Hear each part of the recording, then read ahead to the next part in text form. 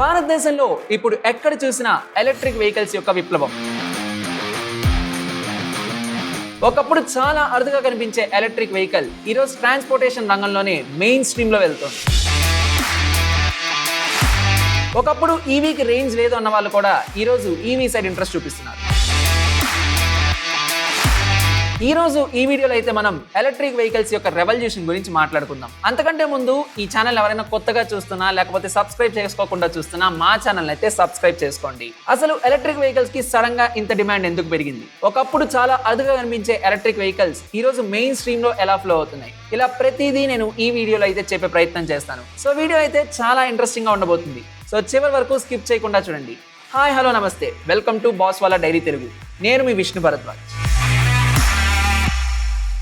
ఒక్కసారి మనం 2019 మరియు 2020లోకి వెళ్దాం. అప్పట్లో మనకు ఎలక్ట్రిక్ వెహికల్స్ అనేవి చాలా అరుదుగా కనిపించేవి. అంటే మనం ఎక్కడ చూసినా మనకి పెట్రోల్ అండ్ డీజిల్ వెహికల్స్ ఎక్కువ ఉండేవి, కానీ ఎలక్ట్రిక్ వెహికల్స్ అనేది ఎక్కడో ఒకటో రెండో కనిపించేవి. కానీ అలా ఉండే ఎలక్ట్రిక్ వెహికల్స్ ఈరోజు 2025లో చాలా ముందంజలో నడుస్తున్నాయి. ఎందుకంటే ఒకప్పుడు మనమే అనుకున్నాం ఈవీకి అంత రేంజ్ లేదు, అలానే ఎక్కడికైనా ట్రావెల్ చేయాలంటే దీనికి ఫ్రీక్వెంట్ గా ఛార్జింగ్ అయితే కావాల్సి వస్తుంది, అలానే బ్యాటరీ కోసం ఎక్కువ ఇన్వెస్ట్మెంట్ అవుతుందని ఇలా చాలా అయితే అనుకునేవాళ్ళం. అలా ఉండే ఈవీ ఈ రోజు ట్రాన్స్పోర్టేషన్ రంగంలోనే one of the key elements గా మారిపోయింది. ఎందుకంటే ఒకప్పుడు ఎవరైనా ఈవీని కొంటే వాటికంటే మనం petrol vehicles and diesel vehicles better అనుకునేవాళ్ళం. అండ్ ఎవరైనా దాన్ని పర్చేస్ చేస్తున్నా చాలా రిస్క్ తీసుకుంటున్నాడు అనుకునేవాళ్ళం. కానీ అలాంటిది ఈ రోజు ఈవీ మనం చూసుకున్నట్లయితే ప్రతి సెగ్మెంట్ లో వచ్చేస్తుంది. Even it may be 2 wheeler are 3 wheeler are 4 wheeler, ప్రతి ఒక్క సెగ్మెంట్ లో మనకైతే ఈవీ వస్తుంది. సో హిస్టారికల్ గా చూసుకున్నట్లయితే ఎర్లీ 2000s లో ఇంటర్నెట్ కూడా మన ఇండియన్స్ ఇంత ఫాస్ట్ గా అడాప్ట్ చేసుకోలేదు. కేవలం 4 to 5 years లో ఒక చిన్న ప్రాజెక్ట్ గా మొదలై, అంటే 2020 to 2025 వరకు మాత్రమే మనం తీసుకున్నట్లయితే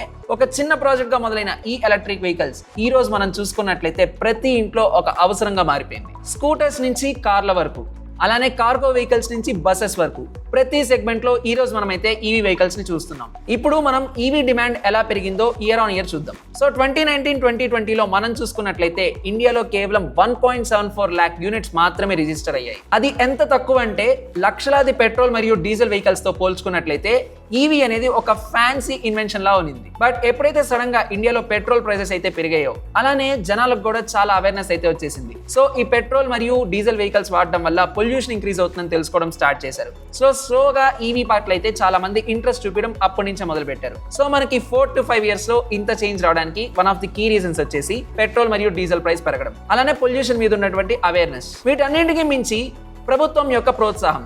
ఎందుకంటే మన గవర్నమెంట్ ఆఫ్ ఇండియా కూడా దీనికైతే ఎంకరేజ్ చేస్తుంది. అండ్ గవర్నమెంట్ ఆఫ్ ఇండియా దీనికి రిలేటెడ్ కొన్ని ఇన్సెంటివ్స్ మరియు సబ్సిడీస్ కూడా తీసుకురావడంతో ఎలక్ట్రిక్ వెహికల్స్ యొక్క డిమాండ్ అనేది గ్రాడ్యువల్ గా పెరిగింది. ఒకప్పుడు ఈవీస్ కి ఛార్జింగ్ చాలా కష్టం అనుకునేవాళ్ళు, కానీ ఎప్పుడైతే స్కూటర్స్ నుంచి బసెస్ వరకు ఛార్జింగ్ ఈజీ అయిపోయిందో పెట్రోల్ ధర తగ్గుతుందని ప్రతి ఒక్కరు ఈవీ సైడ్ అయితే ఇంట్రెస్ట్ చూపిస్తూ వాటిని పర్చేస్ చేస్తున్నారు. అండ్ దీంట్లో ఇంకో క్రేజీ విషయం ఏంటంటే పొల్యూషన్ లేకుండా అలానే తక్కువ ఖర్చుతో ప్రయాణించగలమనే ఆలోచన ప్రతి ఒక్కరిలో మొదలైంది. దీంతో ఈవీ యొక్క డిమాండ్ ఇంకా పెరిగింది. అలా స్టార్ట్ అయిన ఈ డిమాండ్ స్లోగా ఎంతవరకు పెరిగిందంటే ఒకప్పుడు జస్ట్ 1.74 lakh యూనిట్స్ మాత్రమే ఉన్నాయని చెప్పాను. బట్ 2024-2025 ఫైనాన్షియల్ ఇయర్ లో దాదాపు 13 lakh యూనిట్స్ కంటే పైన కూడా అమ్ముడయ్యాయి. బట్ ఈ సెగ్మెంట్ లో మనం చూసుకున్నట్లయితే మెజారిటీ ఆఫ్ ద కాంట్రిబ్యూషన్, అంటే దాదాపు 11.49 lakh యూనిట్స్ వరకు ఎలక్ట్రిక్ 2 వీలర్ వెహికల్స్ ఎక్కువ సెల్ అయ్యాయి. కేవలం స్కూటర్లో మాత్రమే కాదు, ఈవెన్ డైలీ ట్రాన్స్పోర్టేషన్ లో కూడా ఈవీ ఫెసిలిటీ అయితే వచ్చేసింది. ఈవెన్ ఆటోస్ కూడా ఎలక్ట్రిక్ వెహికల్స్ గా ట్రాన్స్ఫార్మ్ అవుతున్నాయి. ఎందుకంటే ఆటోస్ అయితే రెగ్యులర్ గా తిరుగుతూ ఉంటాయి. సో వీళ్ళకి పెట్రోల్ మరియు డీజిల్ కాస్ట్ అనేది చాలా ఎక్కువగా ఉంటుంది.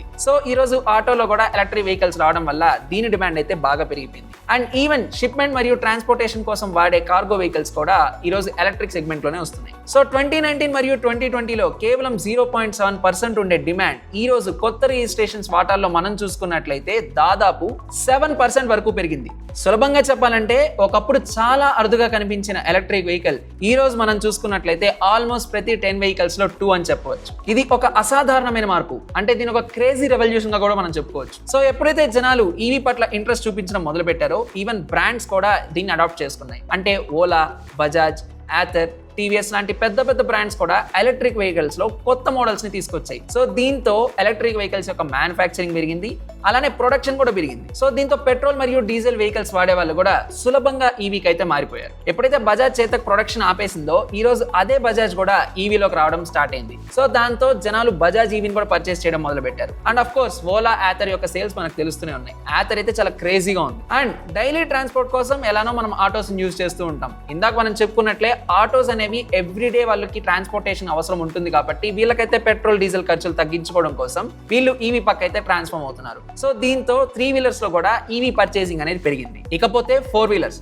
సో హైవేలో మనం ఎక్కువగా చూస్తుంటాం ఈ 4 వీలర్స్ ట్రాన్స్పోర్టేషన్ అనేది మనకి ఎక్కువ ఉంటుంది. సో పెట్రోల్ డీజిల్ అలానే కార్ యొక్క మైలేజ్ మనం కంపేర్ చేసుకున్నట్లయితే ఎప్పుడైనా లాంగ్ డిస్టెన్స్ ట్రావెల్ చేయాలంటే మనకి ఎక్కువ పెట్రోల్ మరియు డీజిల్ ఖర్చు అయితే ఉంటుంది. అండ్ వీటితో పాటు మనం టోల్ కి అయితే చాలా చెల్లిస్తూ ఉంటాం. సో అందుకే జనాలు కూడా క్రేజీగా ఇప్పుడు ఈవీ సైడ్ లోకి వస్తున్నారు. అండ్ 4 వీలర్స్ లో కూడా ఈవెన్ మారుతి, టాటా లాంటి పెద్ద పెద్ద బ్రాండ్స్ ఎప్పుడైతే ఈవీకి ట్రాన్స్ఫార్మ్ అయ్యి ఈవీ వెహికల్స్ ని లాంచ్ చేస్తున్నాయో జనాలు కూడా ఈవీ పట్ల ఇంట్రెస్ట్ చూపించడం వల్ల 4 వీలర్స్ కూడా ఎక్కువ సేల్ అవుతున్నాయి. సో దీంతో మధ్యతరగతి కుటుంబాలు కూడా సో కార్లు పర్చేస్ చేద్దాం అన్నప్పుడు పెట్రోల్ మరియు డీజిల్ వెహికల్స్ కంటే ఈవీ పట్ల అయితే ఎక్కువ ఇంట్రెస్ట్ చూపిస్తున్నారు. బట్ ఈవీస్ వచ్చిన కొత్తల్లో చాలా పెద్ద డ్రాబ్యాక్ అయితే ఉండేది. ఎందుకంటే దీనికి పెద్ద ప్రాబ్లం ఎక్కడ వచ్చిందంటే బ్యాటరీ విషయంలో వచ్చింది. ఎందుకంటే ఎక్కువ దూరం ట్రావెల్ చేయాలి అన్నప్పుడు ఛార్జింగ్ అనేది కొంచెం ఎక్కువ టైం తీసుకునేది. అండ్ ఆ ఛార్జింగ్ మీద కూడా వీళ్ళు ఎక్కువ డిస్టెన్స్ అనేది ట్రావెల్ చేయడం చాలా కష్టంగా ఉండేది. బట్ పెరుగుతున్నటువంటి టెక్నాలజీతో ఈ బ్యాటరీస్ కూడా ఇంప్రూవ్ అయ్యాయి. సో ఇప్పుడు ఫాస్ట్ ఛార్జింగ్ అవైలబిలిటీ అయితే వచ్చేసింది. అండ్ ఆల్మోస్ట్ పెద్ద పెద్ద సిటీస్ లో ఆల్మోస్ట్ పెద్ద బ్రాండ్స్ అయితే మనకి ఛార్జింగ్ స్టేషన్స్ అయితే ఇన్స్టాల్ చేస్తున్నారు. సో దీంతో ఈవీ ఛార్జింగ్ స్టేషన్ నెట్వర్క్ అయితే పెరిగింది. అండ్ దీని వల్ల చాలా మంది ప్యాసింజర్స్ కూడా ఈ ట్రాన్స్పోర్టేషన్ అనేది కొంచెం ఈజీ అయింది. సో టెక్నాలజీ అప్గ్రేడ్స్ కావచ్చు అండ్ గవర్నమెంట్ ఆఫ్ ఇండియా ఇస్తున్నటువంటి సపోర్ట్ కావచ్చు, అలానే పెరుగుతున్నటువంటి పెట్రోల్ మరియు డీజిల్ ఖర్చులు, అలానే జనాలు సస్టైనబిలిటీ గురించి ఆలోచించి అంటే సేవింగ్స్ విషయంలో కూడా ఆలోచిస్తూ పెట్రోల్ వెహికల్స్ కంటే ఈ రోజు ఈవీ మీదైతే ఇంట్రెస్ట్ చూపిస్తున్నారు. సో దీంతో ఈవీ డిమాండ్ అనేది విత్ ఇన్ 5 ఇయర్స్ అయితే మనం బాగా చూసాం. సో ఒకప్పుడు మనకి చాలా అరుదుగా కనిపించే ఈ ఎలక్ట్రిక్ వెహికల్స్ ఈ రోజు ఒక ట్రెండ్ గా మారింది. సో ఇలా రెవల్యూషన్ రావడం వల్ల 2025 లో మాత్రమే మనం చూసుకున్నట్లయితే స్టార్ట్అప్స్ నుంచి పెద్ద బ్రాండ్స్ వరకు ప్రతి ఒక్కళ్ళు ఈ మార్కెట్ లో అయితే ఉన్నారు. అండ్ రీసెంట్ గా మారుతి కూడా ఈవీ టారన్ అయితే లాంచ్ చేసింది. సో వీళ్ళు కూడా ఎలక్ట్రిక్ సెగ్మెంట్ లోకి మారిపోతున్నారు. సో ఇలా ప్రతి ఒక్కళ్ళు ఈ సెగ్మెంట్ లోకి రావడం వల్ల మనకేమవుతుందంటే మార్కెట్ లో చాలా మోడల్స్ అనేవి అవైలబిలిటీలోకి వచ్చేసాయి. అండ్ జనాలకు కూడా పర్చేస్ చేయడం అనేది ఈజీ అయిపోయింది. సో అదండి ఇవాళ మన EV revolution in India. So ఈ వీడియో మీకు నచ్చిందని అనుకుంటున్నాను. ఇన్ఫర్మేషన్ నచ్చినట్లయితే ఒక లైక్ చేయండి, షేర్ చేయండి. అలానే మా ఛానల్ని సబ్స్క్రైబ్ చేసుకోవడం అస్సలు మర్చిపోకండి. Boss Wala. Be the boss.